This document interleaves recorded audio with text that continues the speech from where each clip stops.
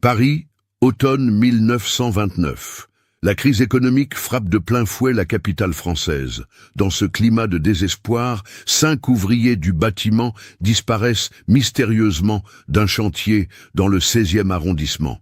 Leurs familles les cherchent désespérément. La police enquête, mais aucune trace, aucun indice, comme s'ils s'étaient volatilisés.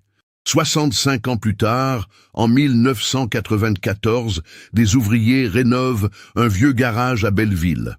Leur pioche heurte quelque chose de dur dans le sol en béton. Ce qu'ils découvrent va bouleverser l'histoire de ces 5 hommes et révéler un secret que certains ont voulu enterrer à jamais. 5 squelettes, des outils de construction rouillés, et une lettre qui révèle une vérité terrifiante sur ce que l'élite était prête à faire pour protéger ses secrets pendant la Grande Dépression. Comment 5 travailleurs honnêtes ont-ils pu disparaître sans laisser de traces? Et pourquoi leurs corps ont-ils été retrouvés dans un lieu si éloigné de leur dernier chantier connu?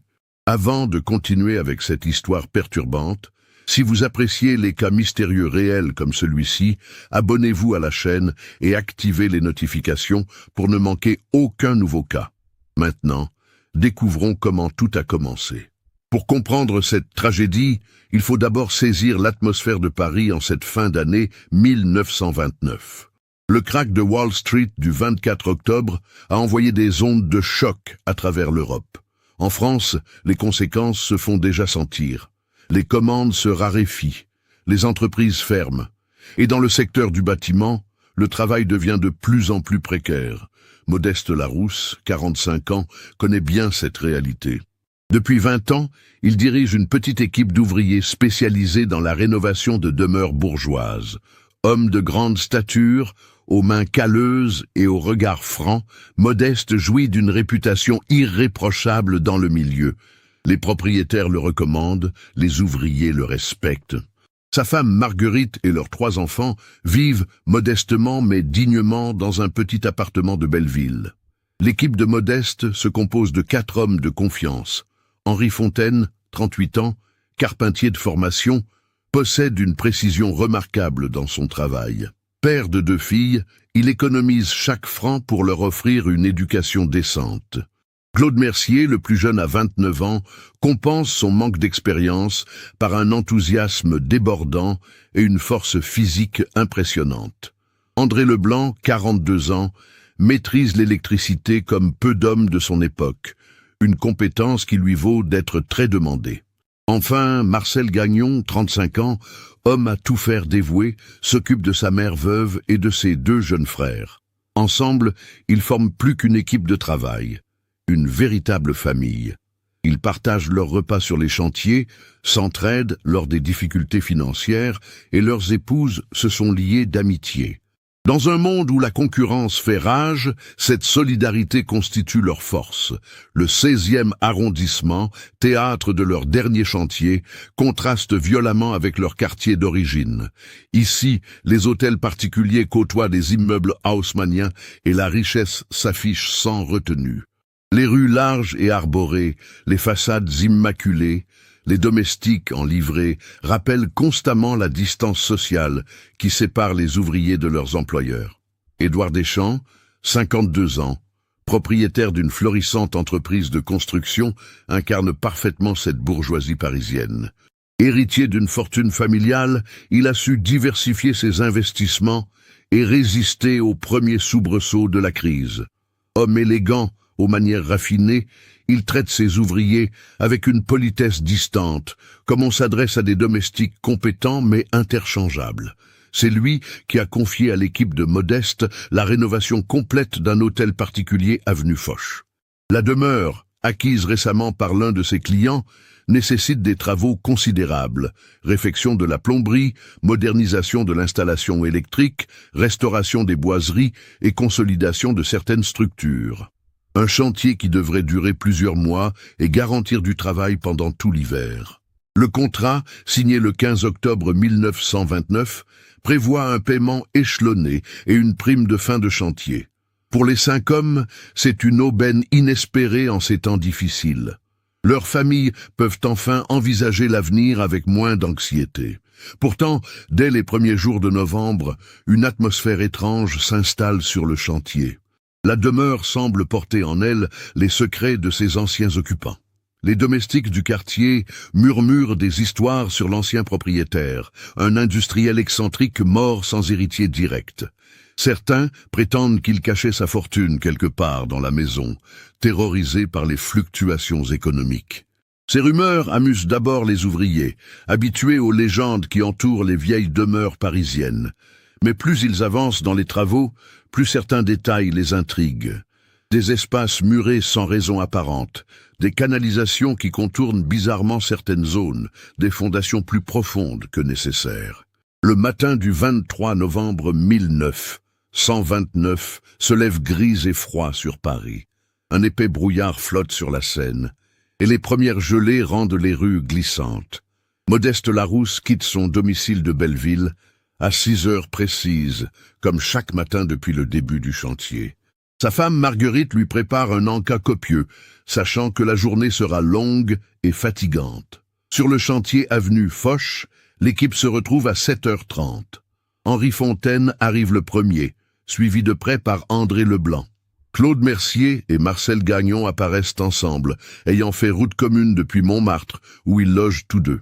L'ambiance est plutôt bonne, malgré le froid. Les travaux avancent bien et Deschamps s'est montré satisfait lors de sa dernière visite. Cette journée doit être consacrée à la démolition d'une cloison dans la cave, afin d'agrandir l'espace de stockage. C'est un travail physique et salissant, mais nécessaire selon les plans de rénovation. Vers 8 heures, après avoir préparé leurs outils, les 5 hommes descendent dans les sous-sols de la demeure. La cave, voûtée et humide, s'étend sur toute la surface de la maison. Des piliers en pierre soutiennent le plafond, et de nombreux recoins sombres abritent les anciens stocks du propriétaire, du vin, des conserves, des meubles couverts de draps. L'odeur de moisie et de terre humide prend à la gorge. La cloison à démolir se trouve dans la partie la plus reculée de la cave, près de ce qui semble être d'anciennes fondations. Construite en briques et mortier, elle paraît plus récente que le reste de la structure. Modeste examine attentivement les jointures et remarque que certaines briques ont été posées de manière différente, comme si cette cloison avait été édifiée en plusieurs fois. Vers 10 heures, alors que Henri manie la masse avec vigueur, un bruit métallique résonne dans la cave. Quelque chose de dur vient de tomber derrière la cloison, partiellement démolie. Les 5 hommes s'arrêtent et tendent l'oreille. Le silence qui suit est troublant, presque inquiétant. Claude, le plus curieux, se faufile par l'ouverture pratiquée dans la cloison et pousse un cri d'étonnement. Derrière le mur, un espace d'environ 3 mètres carrés a été aménagé. Et dans cet espace, soigneusement disposé, se trouvent des objets qui vont changer le cours de leur existence. Des barres d'or, plusieurs dizaines, alignées comme des lingots dans une banque. À côté, des écrins de velours contenant des bijoux somptueux, colliers de perles, bagues serties de diamants, broches en or et pierres précieuses, et des liasses de billets de banque, soigneusement attachés et protégés de l'humidité par une toile cirée. Le silence qui suit la découverte semble durer une éternité. Les 5 hommes se regardent, conscients de l'importance de ce qu'ils viennent de trouver. Cette fortune représente plusieurs années de salaire pour chacun d'eux, peut-être même de quoi assurer l'avenir de leur famille pour le reste de leur vie. Modeste, en homme responsable, prend rapidement une décision. Il faut refermer l'ouverture et réfléchir calmement à la situation. Après tout, ce trésor ne leur appartient pas, même si son propriétaire légitime est décédé. Mais qui sont les véritables héritiers? Et comment expliquer qu'une telle fortune soit restée cachée dans les sous-sols? À midi, les 5 hommes remontent pour leur pause déjeuner. Ils s'installent dans la cuisine de service, mais l'atmosphère a changé. Chacun réfléchit aux implications de leur découverte. Claude, le plus jeune, laisse échapper quelques mots sur ce qu'il pourrait faire avec une telle somme. Henri, plus pragmatique, s'inquiète des conséquences légales. Marcel pense à sa mère et à ses frères qui pourraient enfin vivre décemment. Vers 14 heures, Édouard Deschamps fait une visite surprise sur le chantier. Il descend dans la cave pour vérifier l'avancement des travaux et remarque immédiatement que la cloison n'est qu'à moitié démolie. Modeste explique qu'ils ont rencontré quelques difficultés techniques et qu'ils préfèrent procéder avec prudence.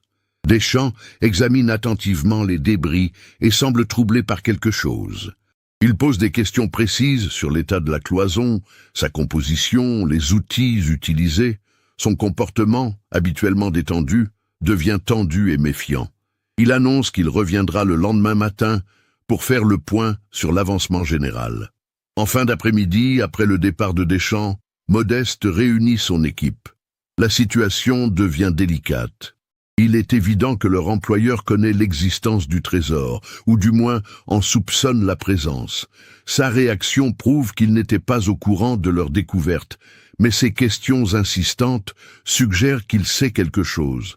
Henri propose de tout remettre en place et de faire comme s'il n'avait rien vu. André suggère au contraire de prévenir immédiatement les autorités. Claude penche pour garder le secret et négocier avec Deschamps. Marcel reste silencieux, visiblement troublé par l'ampleur de la situation. Modeste tranche. Ils vont terminer proprement leur journée de travail, puis se retrouver le soir même pour décider ensemble de la marche à suivre. Ils ont découvert ce trésor ensemble. Ils assumeront ensemble les conséquences de leurs actes. À 18h, les 5 hommes quittent le chantier comme d'habitude. Henri salue le gardien de l'immeuble voisin qui le connaît bien maintenant. Claude lance une plaisanterie à la marchande de journaux du coin de la rue. Marcel achète du pain pour sa famille. Rien dans leur comportement ne trahit l'extraordinaire secret qu'ils portent. Ils se donnent rendez-vous à 20h dans un petit café de Belleville, loin du chantier et des oreilles indiscrètes. Chacun rentre chez lui pour dîner avec sa famille, sans rien révéler de leur découverte. Pour leurs épouses et leurs enfants, c'est une journée de travail comme les autres. 20h arrive, puis 20h15, 20h30. Au café de Belleville, aucun des 5 hommes ne se présente au rendez-vous. Les chaises restent vides, les verres ne sont pas commandés. Un silence inquiétant plane sur cette absence inexpliquée. Le lendemain matin, 24 novembre, leurs épouses commencent à s'inquiéter. Modeste n'est pas rentré dormir, pas plus que Henri, Claude, André ou Marcel. Aucun d'eux n'a donné signe de vie depuis leur départ du chantier la veille au soir. Marguerite Larousse se rend avenue Foch vers 9h. Le chantier est fermé, aucun ouvrier en vue. Le gardien de l'immeuble voisin confirme avoir vu les 5 hommes partir ensemble vers 18h15, mais ne sait rien de plus. Deschamps, contacté dans la matinée, se montre surpris et contrarié par cette absence non justifiée. Commence alors une enquête qui va durer des mois, mobiliser plusieurs inspecteurs de police et ne déboucher sur aucune piste sérieuse. Les 5 ouvriers du bâtiment semblent s'être volatilisés dans la nuit parisienne, emportant avec eux le secret de leur découverte. Les semaines qui suivent, le 23 novembre 1929, plongent 5 familles dans un cauchemar sans nom. Marguerite Larousse, femme forte habituée aux difficultés de la vie ouvrière, se trouve soudain confrontée à une situation qui dépasse son entendement. Son mari, homme de routine et de responsabilité, n'a jamais disparu une seule nuit sans prévenir. L'enquête policière, menée par l'inspecteur Gaston Moretti du commissariat du 16e arrondissement, suit les procédures habituelles de l'époque. Les témoignages sont recueillis, les derniers déplacements reconstitués, les contacts interrogés. Édouard Deschamps se montre coopératif mais distant, affirmant ne rien savoir des projets de ses ouvriers après leur départ du chantier. La piste du café de Belleville est rapidement explorée. Le patron confirme que les 5 hommes avaient effectivement réservé une table pour 20h le 23 novembre, mais qu'aucun ne s'est présenté. Les habitués du quartier, interrogés un par un, n'ont remarqué aucun comportement suspect dans les environs. Une théorie émerge rapidement dans l'esprit des enquêteurs. Les 5 hommes auraient pu décider ensemble de quitter Paris pour chercher du travail ailleurs. La crise économique pousse de nombreux ouvriers à tenter leur chance dans d'autres régions, parfois sans prévenir leur famille pour éviter les adieux déchirants. Cette hypothèse rassure momentanément les autorités, moins enclines à investir des moyens importants dans la recherche d'ouvriers présumés volontairement disparus. Mais les épouses refusent cette explication. Elles connaissent leurs maris, leurs habitudes, leur préoccupation. Jamais Modeste n'aurait abandonné Marguerite et leurs enfants sans un mot d'explication. Henri parlait constamment de l'avenir de ses filles et économisait chaque centime pour leur éducation. Claude, malgré sa jeunesse, était profondément attaché à sa fiancée. André avait des projets précis pour développer son activité d'électricien.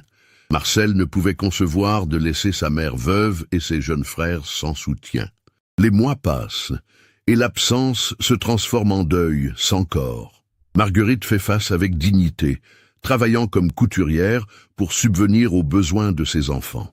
Ses économies s'amenuisent rapidement, et elle doit déménager dans un logement plus modeste rue de la Roquette. Ses voisins l'aident comme ils peuvent, mais la solidarité ouvrière a ses limites en temps de crise. Les enfants, Larousse, Paul 14 ans, Marie 12 ans et Petit Jean 8 ans, vivent cette épreuve chacun à sa manière.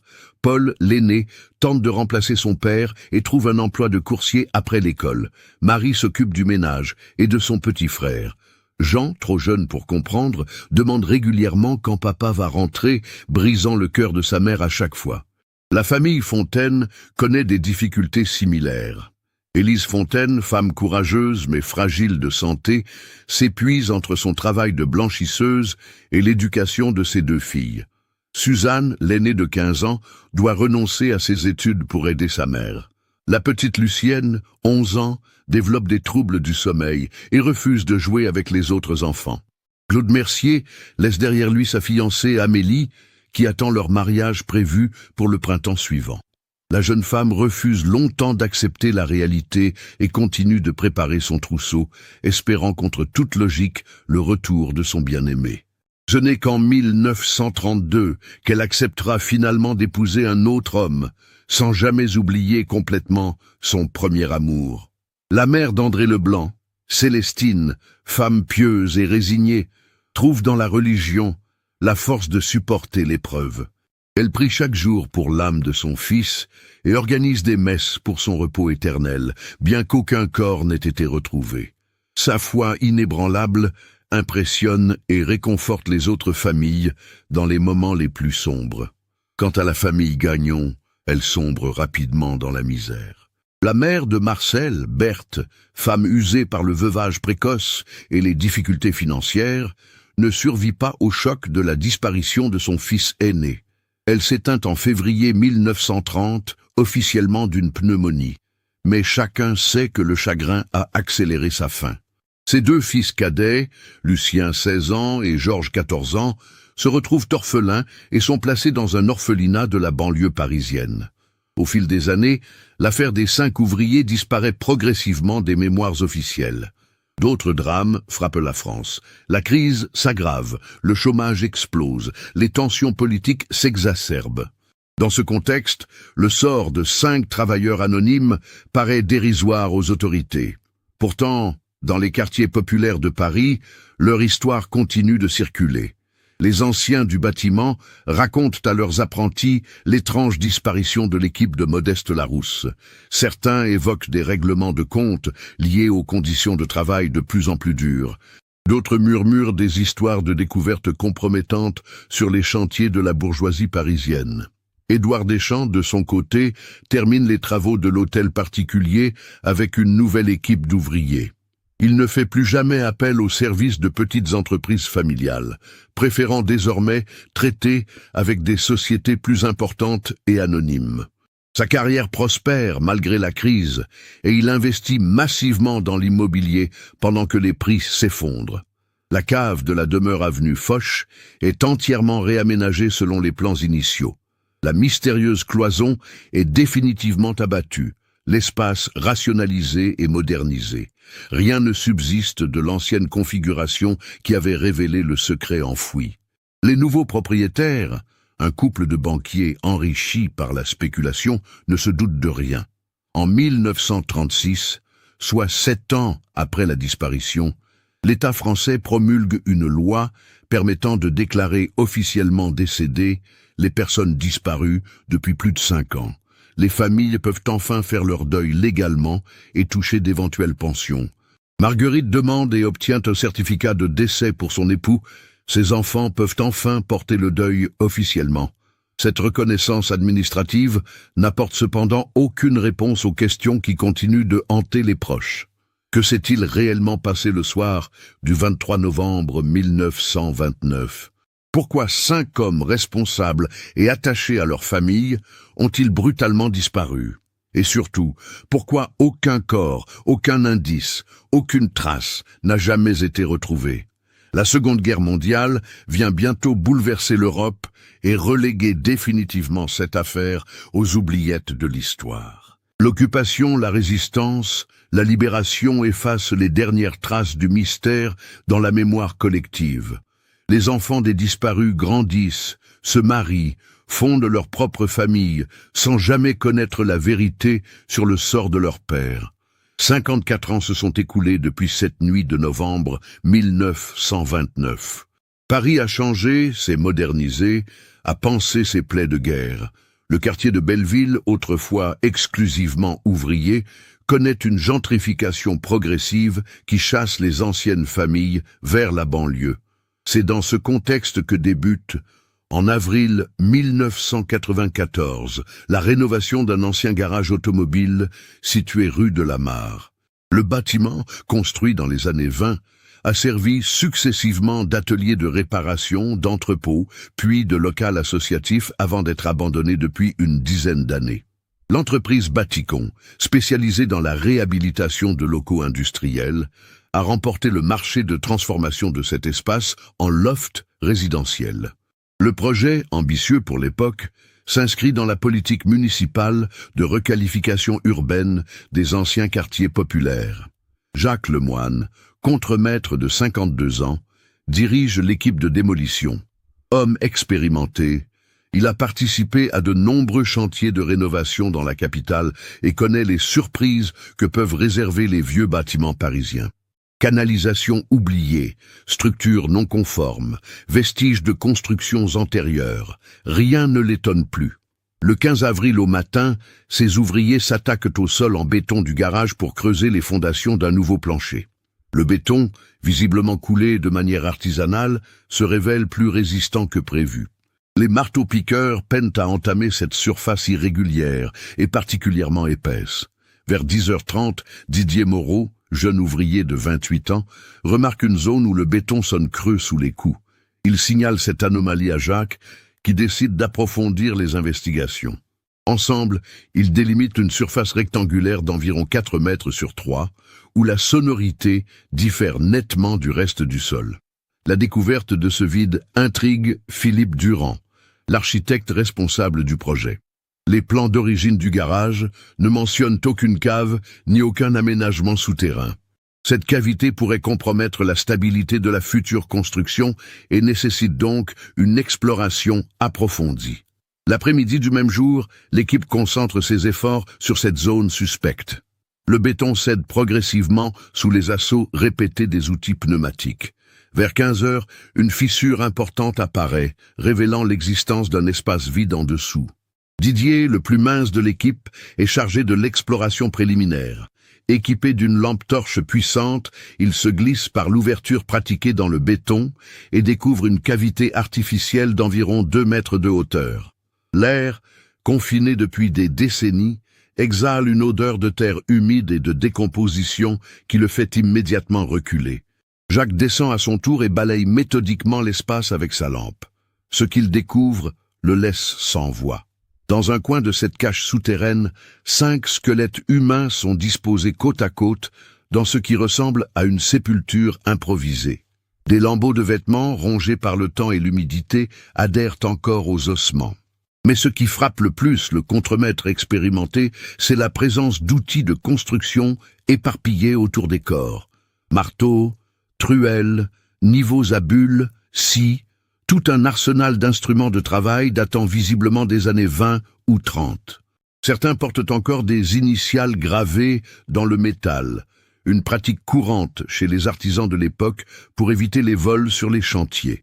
Une intuition terrible s'empare de Jacques. Ces hommes étaient des ouvriers, probablement morts dans des circonstances violentes, si l'on en juge par la façon dont ils ont été enterrés.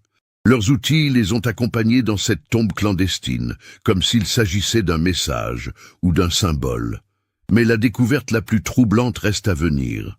Glissé sous l'un des squelettes, Jacques distingue les restes d'une enveloppe en papier kraft. Malgré l'humidité et le passage des décennies, quelque chose semble avoir résisté à l'intérieur. Avec des précautions infinies, il extrait cet objet de sa cachette mortuelle.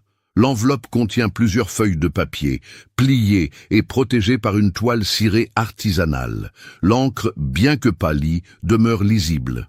Il s'agit manifestement d'une lettre, rédigée dans l'urgence par une main tremblante.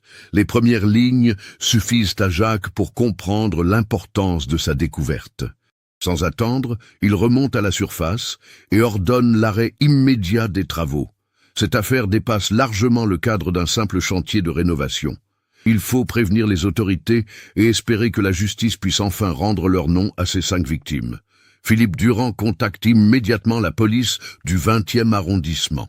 À 16h15, les premiers agents arrivent sur les lieux, suivis 1 heure plus tard par une équipe de la police scientifique et un médecin légiste. Le périmètre est sécurisé, les ouvriers consignés pour témoignage. L'inspecteur Bernard Château, responsable de l'enquête, examine attentivement la scène. L'état des ossements et des objets suggère une mort remontant à plusieurs décennies. Les vêtements décomposés et les outils anciens confirment une datation approximative dans l'entre-deux-guerres. Mais c'est la lettre retrouvée qui va révéler la véritable dimension de cette découverte macabre. Le soir même du 15 avril 1994, dans les bureaux du commissariat du 20e arrondissement, l'inspecteur Bernard Château examine avec minutie la lettre extraite de la tombe clandestine. Le papier, jauni et fragile, porte l'entête d'un hôtel bon marché de Belleville. L'écriture, bien que tremblante, reste parfaitement lisible. Si quelqu'un trouve cette lettre, c'est que nous sommes morts. Je m'appelle Modeste Larousse, maître maçon, et j'écris ces mots dans notre prison en attendant notre exécution. Mes compagnons Henri Fontaine, Claude Mercier, André Leblanc et Marcel Gagnon sont avec moi. Nous avons découvert un trésor caché dans la cave d'un chantier avenue Foch, et nos employeurs veulent nous faire taire pour toujours. Ces premières lignes suffisent à Château pour comprendre qu'il tient entre ses mains la clé d'un mystère vieux de 65 ans. Il poursuit sa lecture avec une attention croissante, conscient de l'importance historique de ce document. Monsieur Deschamps nous a fait venir ici sous prétexte de discuter de notre découverte. Il nous a enfermés dans cette cave en attendant que ces hommes décident de notre sort. Nous savons que nous ne reverrons jamais nos familles. L'or et les bijoux que nous avons trouvés valent plus que nos vies d'ouvriers. L'inspecteur interrompt sa lecture pour vérifier les archives de police. Effectivement, en novembre 1929, la disparition de 5 ouvriers du bâtiment avait fait l'objet d'une enquête classée sans suite. Les noms mentionnés dans la lettre correspondent exactement aux personnes portées disparues à l'époque. Il reprend le document avec une émotion croissante. La suite révèle des détails terrifiants sur les dernières heures des 5 hommes. Deschamps n'est pas seul dans cette affaire. Il travaille avec d'autres bourgeois qui cachent leur fortune dans leurs propriétés pour échapper aux impôts et aux saisies. Ils ont organisé tout un système pour éliminer les témoins gênants. Nous ne sommes probablement pas leurs premières victimes. Cette révélation ouvre des perspectives nouvelles sur l'affaire. Il ne s'agirait pas d'un crime isolé, mais d'une entreprise criminelle organisée, visant à protéger les intérêts financiers de la haute bourgeoisie parisienne pendant la crise économique. Le lendemain matin, Château constitue une équipe d'enquête spécialisée. Le capitaine Marie Dubois, historienne de formation reconvertie dans la police, est chargé de reconstituer le contexte historique de l'affaire. Sa connaissance approfondie des archives municipales et des registres familiaux s'avère rapidement précieuse. Les premières vérifications confirment l'authenticité de la lettre. Modeste Larousse figure bien dans les registres d'état civil comme maçon domicilié à Belleville. Sa femme Marguerite, décédée en 1968, avait effectivement fait une déposition lors de la disparition de son époux. Les 4 autres noms correspondent également aux personnes recherchées en vain par la police de l'époque. Mais l'enquête révèle également des éléments troublants sur Édouard Deschamps. Cet entrepreneur en bâtiment présentés comme respectables dans les archives de l'époque, avaient en réalité fait fortune de manière suspecte pendant la crise. Ces biens immobiliers s'étaient considérablement accrus entre 1929 et 1935, période pourtant catastrophique pour le secteur de la construction. Marie Dubois découvre dans les archives notariales que Deschamps avait acquis une dizaine de propriétés à des prix dérisoires entre 1930 et 1935. Ces achats, officiellement financés par des emprunts bancaires, représentaient des sommes considérables pour l'époque. Comment un entrepreneur en difficulté avait-il pu convaincre les banques de lui prêter de tels montants? L'inspection de l'ancien hôtel particulier avenue Foch apporte de nouveaux éléments. L'immeuble, plusieurs fois revendu depuis les années 30, a subi de nombreuses transformations. Mais en examinant attentivement les sous-sols, les experts découvrent les traces d'anciens aménagements dans les murs. Des cavités ont manifestement été murées, puis dissimulées par des revêtements plus récents. Ces découvertes renforcent la crédibilité de la lettre de Modeste Larousse. Tout indique qu'un système organisé de dissimulation de richesses existait effectivement dans certaines propriétés parisiennes de l'époque. Les bourgeois fortunés, terrorisés par la crise et les risques de révolution sociale, avaient développé des stratégies sophistiquées pour protéger leurs avoirs. Parallèlement, l'équipe tente de retrouver les descendants des victimes. Paul Larousse, fils aîné de Modeste, est décédé en 1983, mais sa fille Suzanne vit encore dans la région parisienne. Âgée de 79 ans, elle se souvient parfaitement de la disparition de son grand-père et de l'impact tragique sur sa famille. Grand-maman Marguerite nous parlait souvent de cette histoire, confie-t-elle aux enquêteurs. Elle était persuadée que grand-papa et ses amis avaient découvert quelque chose d'important sur leur chantier. Elle disait toujours qu'ils avaient été tués parce qu'ils en savaient trop. Suzanne apporte des éléments troublants sur l'attitude d'Édouard Deschamps après la disparition. Il est venu voir grand-maman plusieurs fois dans les semaines qui ont suivi. Il prétendait s'inquiéter pour elle et proposait son aide financière. Mais grand-maman se méfiait. Elle trouvait bizarre qu'un bourgeois s'intéresse soudain au sort d'une veuve d'ouvrier. Ces visites de Deschamps, non mentionnées dans le rapport de police de l'époque, suggèrent qu'il cherchait à s'assurer du silence des familles. Peut-être craignait-il que les épouses n'aient été mises dans la confidence par leur mari avant leur disparition. L'enquête s'élargit aux autres victimes. Les descendants d'Henri Fontaine vivent en banlieue parisienne. Lucienne, la fille cadette, devenue aujourd'hui une vieille dame de 93 ans, garde un souvenir douloureux mais précis de cette période. Papa était bizarre les derniers jours avant sa disparition, se rappelle-t-elle. Il parlait beaucoup avec maman le soir, à voix basse, quand nous étions couchés. Une fois, je l'ai entendu dire qu'ils avaient trouvé quelque chose d'extraordinaire sur le chantier, mais qu'il fallait réfléchir avant d'agir. Ces témoignages convergent pour confirmer que les 5 ouvriers avaient effectivement fait une découverte importante et qu'ils en avaient parlé à leur famille de manière voilée. Leur disparition n'était donc pas impulsive, mais résultait bien d'une situation qu'ils pressentaient dangereuse. L'investigation prend une tournure nouvelle quand Marie Dubois découvre, dans les archives de la préfecture de police, un dossier classé confidentiel concernant Édouard Deschamps. En 1942, sous l'occupation, il avait été soupçonné de collaboration avec les autorités allemandes dans des affaires de spoliations immobilières. L'enquête avait été étouffée après la libération, probablement grâce à ses relations politiques. Ce dossier révèle un personnage beaucoup plus sombre que ne le laissaient supposer les archives officielles. Deschamps avait apparemment profité de chaque crise majeure pour s'enrichir aux dépens d'autrui. La disparition des 5 ouvriers s'inscrivait dans un schéma comportemental plus large.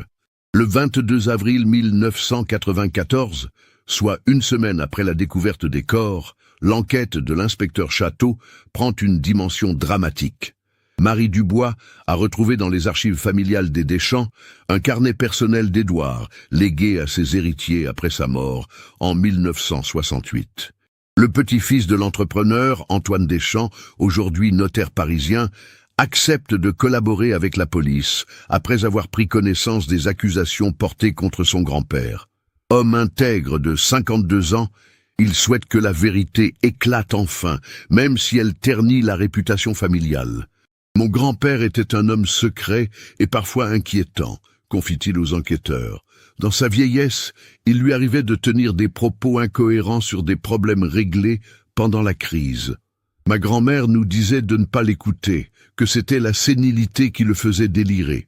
Le carnet, rédigé entre 1928 et 1935, constitue une véritable chronique de l'époque vue par un membre de la bourgeoisie parisienne. Les premières pages décrivent les inquiétudes liées à la crise économique et les stratégies développées pour protéger le patrimoine familial. Une entrée datée du 15 octobre 1929 retient particulièrement l'attention des enquêteurs. Nouveau chantier, avenue Foch. Équipe d'ouvriers recommandée, mais il faudra surveiller de près. La cave contient encore les réserves du précédent propriétaire. Espérons qu'ils ne seront pas trop curieux. Cette notation confirme qu'Édouard Deschamps connaissait l'existence du trésor avant même le début des travaux.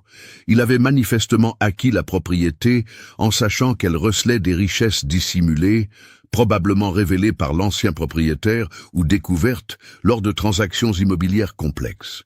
L'entrée du 24 novembre 1929 glace le sang des enquêteurs. Problème résolu définitivement. Les 5 fouineurs ne parleront plus jamais. Germain s'est montré efficace comme toujours. Il faudra attendre quelques mois avant de récupérer le contenu de la cache. Germain, ce prénom apparaît plusieurs fois dans le carnet, toujours dans des contextes troublants. Marie Dubois entreprend des recherches approfondies et découvre que Germain Volant était un ancien militaire reconverti dans la sécurité privée. Officiellement garde du corps et homme de confiance d'Édouard Deschamps, il semble avoir joué un rôle beaucoup plus sombre dans les affaires de son employeur. Les archives militaires révèlent que Volant avait servi pendant la Première Guerre mondiale dans un régiment disciplinaire. Plusieurs rapports le décrivent comme un homme violent, capable des pires extrémités pour accomplir sa mission. Démobilisé en 1919, il avait rapidement trouvé un emploi chez Deschamps, qui appréciait visiblement ses compétences particulières. Une entrée du carnet, datée du 5 décembre 1929, apporte des précisions terrifiantes sur le sort des 5 ouvriers. Germain a choisi l'emplacement avec soin. L'ancien garage de Belleville appartiendra bientôt à notre société et personne n'ira chercher là-bas. Le bétonnage est prévu pour la semaine prochaine. Cette information révèle la préméditation du crime et l'existence d'un véritable plan pour faire disparaître les corps. Deschamps et son complice avaient non seulement assassiné les 5 témoins gênants, mais ils avaient également organisé leur inhumation clandestine dans un lieu qu'ils contrôlaient. L'enquête établit effectivement qu'Édouard Deschamps avait acquis le garage de la rue de la Mare en janvier 1930, soit 2 mois après la disparition des ouvriers. L'acte notarié mentionne des travaux d'aménagement et de consolidation du sol réalisés immédiatement après l'acquisition. Ces travaux consistaient en réalité à couler une dalle de béton pour sceller définitivement la tombe des victimes. Le capitaine Dubois reconstitue minutieusement les dernières heures des 5 hommes. Après leur journée de travail avenue Foch, ils avaient été attirés dans un piège. Deschamps, probablement accompagné de Germain Volant, les avait convaincus de le suivre sous prétexte de négocier au sujet de leur découverte. La lettre de Modeste Larousse précise qu'ils avaient été enfermés dans une cave en attendant leur exécution. Cette cave était probablement celle du garage de Belleville, acquis en prévision du crime. Les assassins avaient eu tout le temps de préparer leur forfait et d'effacer les traces. Une autre entrée du carnet, datée du 20 mars 1930, révèle l'ampleur du butin récupéré. Récupération effectuée sans problème. Le contenu dépasse nos espérances. 42 lingots, plus les bijoux et les liquidités. De quoi financer nos projets d'expansion pendant des années. Ces richesses expliquent l'enrichissement soudain d'Édouard Deschamps pendant la crise. Il avait utilisé l'or volé pour financer ses acquisitions immobilières à des prix dérisoires, profitant de la détresse des propriétaires ruinés par la crise économique. Chaque transaction lui permettait d'accroître sa fortune et son influence. Le carnet révèle également que cette affaire n'était pas isolée. Deschamps mentionne d'autres opérations similaires entre 1930 et 1934. Il semble avoir développé un véritable système de repérage et d'appropriation des trésors cachés par la bourgeoisie parisienne, terrifiée par la crise. La peur rend les gens imprudents, note-t-il cyniquement. Ils cachent leur fortune n'importe où et finissent par avoir besoin d'ouvriers pour leurs travaux. Il suffit de bien choisir ses équipes et de régler les problèmes quand ils se présentent. Cette phrase glaciale résume toute la philosophie criminelle d'Édouard Deschamps. Pour lui, les ouvriers n'étaient que des outils jetables à éliminer dès qu'ils devenaient gênants. La vie de 5 hommes pesait moins lourd que la perspective de profit substantiel. L'enquête révèle que Germain Voland était décédé en 1943, officiellement tué lors d'un bombardement allié sur une usine de la banlieue parisienne. Mais les circonstances de sa mort restent troubles, et certains indices suggèrent qu'il pourrait avoir été éliminé par Deschamps lui-même, devenu encombrant après avoir accumulé trop de secrets compromettants. Le 28 avril, l'inspecteur Château organise une confrontation symbolique avec les preuves rassemblées. Dans la salle d'enquête du commissariat, il dispose côte à côte la lettre de Modeste Larousse, le carnet d'Édouard Deschamps, les outils retrouvés dans la tombe et les photographies des squelettes. Face à ces éléments, la vérité éclate dans toute sa horreur. 5 hommes honnêtes, coupables seulement d'avoir découvert un secret trop lourd à porter, ont été froidement assassinés pour protéger les intérêts d'une élite sans scrupules. Leur crime ? Avoir cru qu'ils pouvaient négocier avec leurs employeurs sur un pied d'égalité. Marie Dubois met en évidence les mécanismes sociologiques qui ont rendu ce drame possible. La crise de 1929 a exacerbé les tensions de classe. D'un côté, des bourgeois terrifiés de perdre leurs privilèges, de l'autre, des ouvriers prêts à tout pour survivre. Dans ce contexte, la vie humaine perdait de sa valeur. L'analyse des ossements par le médecin légiste confirme les circonstances violentes de la mort. Tous les squelettes présentent des traces de traumatisme crânien compatibles avec des coups portés par des objets contondants.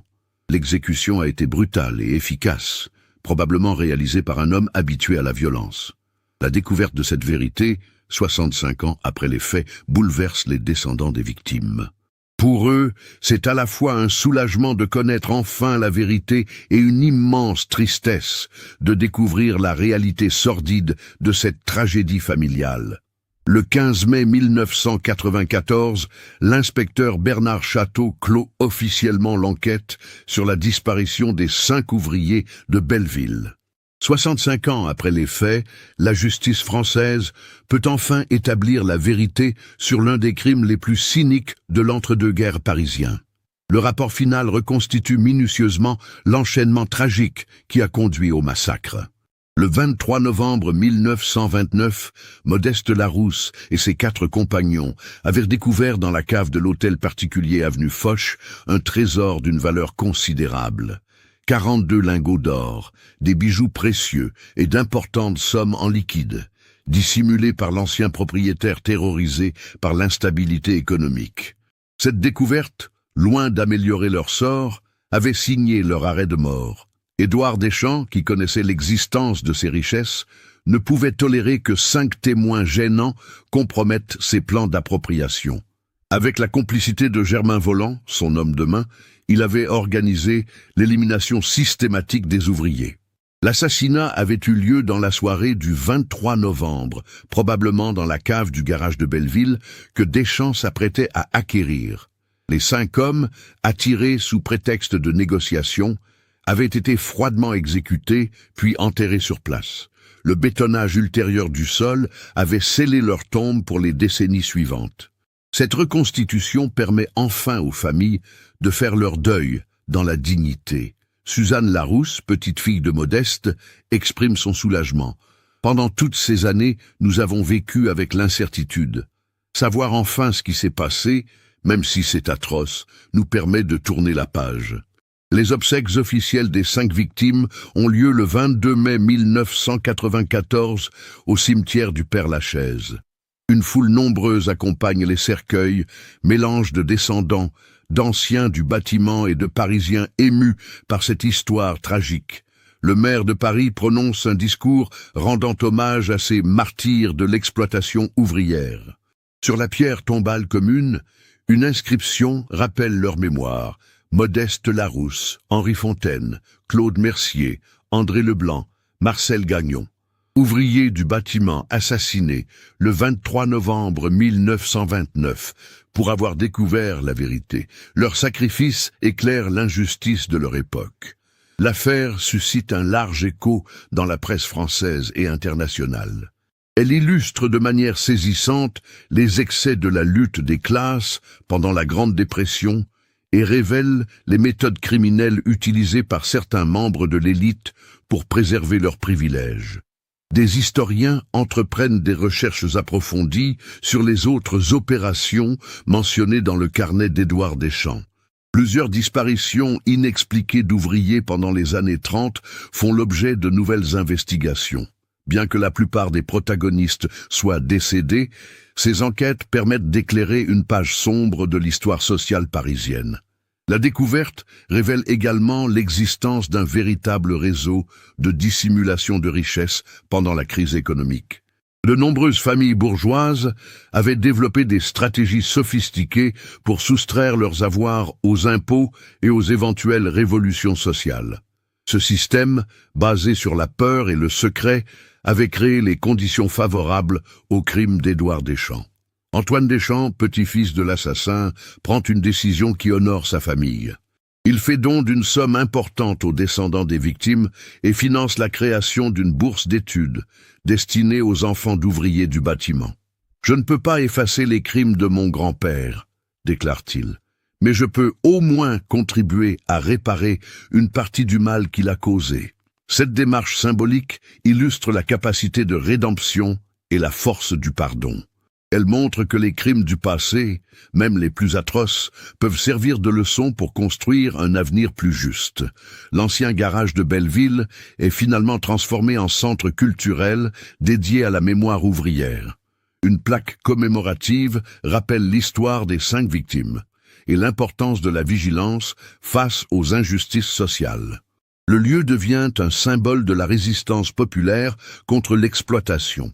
L'hôtel particulier avenue Foch fait également l'objet d'une plaque explicative. Les propriétaires actuels, informés de l'histoire tragique des lieux, acceptent que soit rappelée la mémoire des hommes morts pour avoir découvert un secret trop lourd à porter. L'enquête met en évidence l'évolution des méthodes policières entre 1929 et 1994. Là où les enquêteurs de l'époque avaient dû se contenter de témoignages et d'hypothèses, leurs successeurs disposent d'outils scientifiques permettant d'établir la vérité avec précision. Cette progression technique a permis de rendre justice aux victimes après 65 années d'oubli. Marie Dubois souligne l'importance de cette affaire pour la compréhension de l'histoire sociale française. Ce crime révèle les tensions extrêmes qui ont traversé la société française pendant la Grande Dépression. Il montre jusqu'où certains étaient prêts à aller pour préserver leurs privilèges. La révélation de cette vérité apporte une forme de paix aux descendants des victimes. Mais elle soulève également des questions troublantes sur le nombre de crimes similaires qui peuvent avoir été commis et jamais élucidés. Combien d'ouvriers, de domestiques, de témoins gênants ont-ils disparu dans des circonstances suspectes pendant cette période troublée?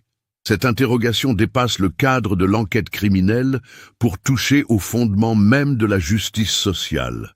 Elle rappelle que la vigilance civique reste nécessaire pour empêcher que de telles tragédies se reproduisent sous d'autres formes. L'histoire des 5 ouvriers de Belleville devient ainsi bien plus qu'un fait divers criminel. Elle constitue un témoignage poignant sur les conséquences humaines des crises économiques et un avertissement sur les dérives possibles quand l'intérêt personnel prime sur le respect de la vie humaine. 65 ans après leur mort tragique, Modeste Larousse, Henri Fontaine, Claude Mercier, André Leblanc et Marcel Gagnon reposent enfin en paix. Leur sacrifice n'aura pas été vain s'ils contribuent à sensibiliser les générations futures au danger de l'indifférence face à l'injustice sociale. La dernière phrase de la lettre de Modeste Larousse résonne comme un testament pour l'avenir. Nous mourrons parce que nous étions trop pauvres pour que nos vices comptent. Puissent nos enfants vivre dans un monde où la valeur d'un homme ne se mesure pas à sa fortune. Ces mots, écrits dans l'angoisse des derniers instants, portant en eux l'espoir d'une société plus juste où de telles tragédies ne pourront plus se reproduire. Cette affaire nous montre comment la cupidité et le mépris de classe peuvent conduire aux pires extrémités. Pendant la Grande Dépression, 5 ouvriers honnêtes ont payé de leur vie le simple fait d'avoir découvert un secret trop précieux pour leurs employeurs. Leur histoire, enfouie pendant 65 ans, nous rappelle que la justice peut parfois mettre du temps à triompher, mais qu'elle finit toujours par révéler la vérité. Avez-vous remarqué les indices qui révélaient la culpabilité d'Édouard Deschamps tout au long de cette enquête? Son comportement suspect après la disparition, ses visites aux familles, son enrichissement soudain pendant la crise. Partagez vos observations dans les commentaires. Cette histoire tragique nous enseigne l'importance de rester vigilant face aux injustices et de ne jamais accepter que des vies humaines soient sacrifiées sur l'autel du profit.